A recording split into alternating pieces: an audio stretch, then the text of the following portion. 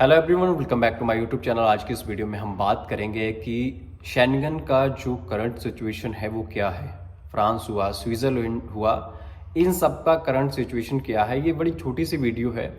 मैं इसमें आपको प्रोफाइल के माध्यम से भी बताऊंगा कि जो करंट सिचुएशन है क्या उसमें वीज़ा आ रहे हैं, अगर आ रहे हैं तो क्या वो दिल्ली या बॉम्बे या कहीं और कहाँ से आ रहे हैं, क्या ये सही टाइम है अप्लाई करने का। क्योंकि बहुत सारे लोगों के ये मत होते हैं कि एक कोटा होता है या एक कुछ अमाउंट होती है, उसके बाद में वीज़ास जो हैं वो नहीं दिए जाते हैं। ये सारी चीज़ों को मैं क्लियर करने की कोशिश करूँगा और आपको ये भी बता दूँ, ये पिछले 1-1.5 हफ्ते का जो एक्सपीरियंस है मेरा या मेरे दोस्तों का या क्लाइंट्स का, उन सब के एक्सपीरियंस से मैं आपके साथ में ये जो वीडियो है ये बना रहा हूँ। सबसे पहले तो बात करते हैं कि शेंगन का जो करंट सिचुएशन है वो क्या है। क्या वो सच में जो आप भी देख रहे हैं कि आपको अगर यूट्यूब पे या फिर अपनी सराउंडिंग में या इंटरनेट पे अगर आप देख रहे हैं कि वीज़ास जो हैं वो नहीं लग रहे हैं कि नहीं आ रहे हैं, तो क्या सच में नहीं आ रहे हैं? हाँ, ऐसा है, लेकिन ऐसा भी नहीं है कि बिल्कुल वीज़ा नहीं आ रहे हैं। अगर आपकी प्रोफाइल अच्छी है, मतलब अच्छी बुरी तो अब वो फैक्टर तो निकल ही गया कि अगर आपकी प्रोफाइल अच्छी है या बुरी है, कौन सी प्रोफाइल अच्छी है या बुरी है, किस पे वीज़ा लग के आएगा। ये फैक्टर को मैं सच में बता रहा हूँ, ये फैक्टर तो निकल गया है। कौन सी प्रोफाइल अच्छी है, कौन सी प्रोफाइल अच्छी नहीं है, ये आज की डेट में, शेंगन की बात कर रहा हूँ, आज की डेट में जज कर पाना बहुत मुश्किल है। फिर हम वही बात पे आते हैं कि जो शेंगन से वीज़ास क्या आ रहे हैं लेकिन थोड़ा सा जो मोमेंटम था 1-2-3 हफ्ते पहले वो थोड़ा सा कम हुआ है। अब अगर मैं कहूँ, अगर जैसे आपकी प्रोफाइल के हिसाब से अगर बात करूँ, तो अगर आप 4 to 5 लाख ITR के अंडर में है और आपके पास अच्छी ट्रैवल हिस्ट्री नहीं है, मैं अपने एक्सपीरियंस से बता रहा हूँ, आप अप्लाई भी कर सकते हैं, नहीं भी कर सकते हैं। मैं अपने एक्सपीरियंस से बता रहा हूँ कि अगर आपकी ITR जो है वो 5 से 6 लाख के बीच में है, तो आप भूल ही जाएं इस समय फ्रांस या स्विट्ज़रलैंड से वीज़ा लेने के लिए। फिर एक ऐसे मैं एग्जांपल भी दिखाऊंगा आपको कि अपवाद भी दिखाऊंगा कि कैसे ऐसी प्रोफाइल पे भी वीज़ास जो हैं वो आए हैं। अगर आप दिल्ली से अप्लाई कर रहे हैं, ऐसी प्रोफाइल है तो आप भूल जाएं। बॉम्बे से भी ज़रूरी नहीं है कि आपका बॉम्बे या बेंगलुरु से ऐसी प्रोफाइल पे वीज़ा आएगा या नहीं आएगा, लेकिन आपको मैं 2 प्रोफाइल बता देता हूँ। मैं उनके स्क्रीनशॉट भी यहाँ पे लगा दूंगा जो जिनके साथ में मेरी चैट हुई।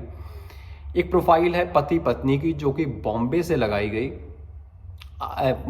दोनों जॉब करते हैं, दोनों के पास ट्रैवल हिस्ट्री है दुबई और मालदीव्स की। और ITR, पति जो है वो IT कंपनी में काम करते हैं और पत्नी जॉब करती हैं वैसे प्राइवेट। पत्नी का ना फॉर्म 16 है ना ITR है, पति का ITR है जिसकी वैल्यू है 4,90,000। और इस पे जो वीज़ा है वो अप्रूव्ड हुआ। अब आप कहेंगे कि ऐसे हो भी जाता है ऐसी प्रोफाइल पे, लेकिन अब पीछे की कहानी ये है कि ये 2 टाइम्स ऑस्ट्रेलिया से रिफ्यूज्ड हैं।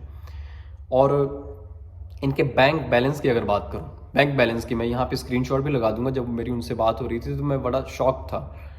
मैं पति के अकाउंट में है 65,000 और पत्नी के अकाउंट में है 72,000 रुपये सेविंग अकाउंट, और इस पे उनका वीज़ा जो है वो अप्रूव्ड हुआ। अब एक प्रोफाइल और बात मैं बताता हूँ आपको, जो है बेंगलुरु से। ये प्रोफाइल सेल्फ एम्प्लॉयड प्रोफाइल है।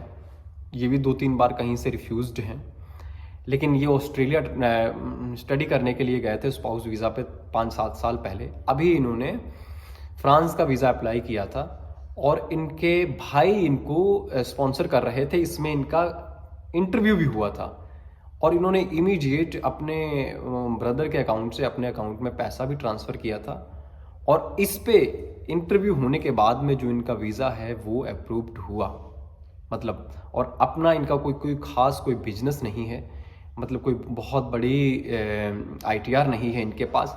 ये 2 हो गई बॉम्बे और बेंगलुरु की बात अगर मैं कर रहा हूँ वहाँ से। अब मैं अगर दिल्ली से बात करूँ, दिल्ली की प्रोफाइल की बात करूँ, मैं बॉम्बे या बेंगलुरु की बात कर चुका हूँ, तो मैं बात करता हूँ दिल्ली में एक अच्छी खासी प्रोफाइल, मतलब अच्छी खासी in the sense ITR 5 lakh.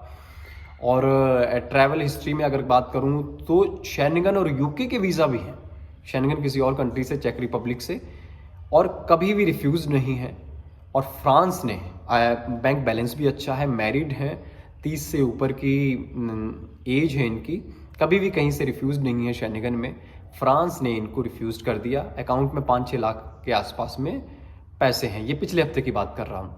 मतलब 5 लाख से नीचे की आईटीआर के लिए वीज़ास मुझे लग रहा है इस समय भूल ही जाएं, या आप अप्लाई करना चाहते हैं तो थोड़ा सा रुकें। ये एक बात मैंने कही थी कि कौन सा टाइम जो है वो सही है। मुझे लग रहा है कि अभी आप ना अप्लाई करें। अगर आपकी आईटीआर ऐसी है और आपके पास ट्रैवल हिस्ट्री कोई बहुत बड़ी नहीं है तो थोड़े दिनों के लिए रुकें, और उसके बाद में हो सकता है मैं ही कोई वीडियो बनाऊं या कोई और वीडियो आए जब आपको लगे कि वीज़ा जो हैं वो आ रहे हैं। और लास्ट चीज़ जो मैं बताना चाहूँगा कि ऐसा कुछ नहीं है कि कोई एक कोटा होता है और उसके बाद में वीज़ास मिलने या ना मिलने जो हैं वो बंद हो जाते हैं। वीज़ा कभी भी चलते रहते हैं, कभी भी मिलते रहते हैं। लेकिन ये है कि इस समय कह लो कि स्टाफ कम होने के कारण एम्बेसियों में, या शेनिगन से ही, ईयू से ही उनके ऊपर प्रेशर होने के कारण वीज़ास जो हैं इन प्रोफाइल पे, अच्छी खासी प्रोफाइल पे वीज़ास भी जो हैं वो नहीं मिल पा रहे हैं। अगर ये वीडियो आपको इन्फॉर्मेटिव लगी तो प्लीज़ इस चैनल को सब्सक्राइब करें।